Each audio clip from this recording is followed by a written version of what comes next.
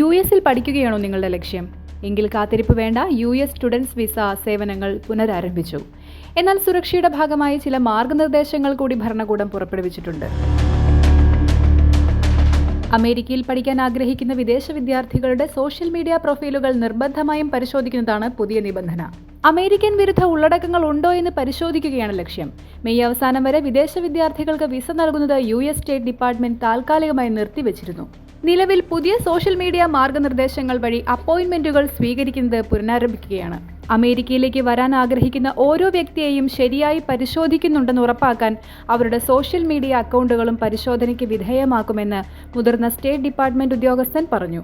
Screening സുഗമമാക്കുന്നതിന് വിദ്യാർത്ഥി visa അപേക്ഷകരുടെ social media പ്രൊഫൈലുകളിലെ സ്വകാര്യതാ ക്രമീകരണങ്ങൾ ഒഴിവാക്കുന്നതിനായി ആവശ്യപ്പെടുമെന്നും ഉദ്യോഗസ്ഥർ വ്യക്തമാക്കി.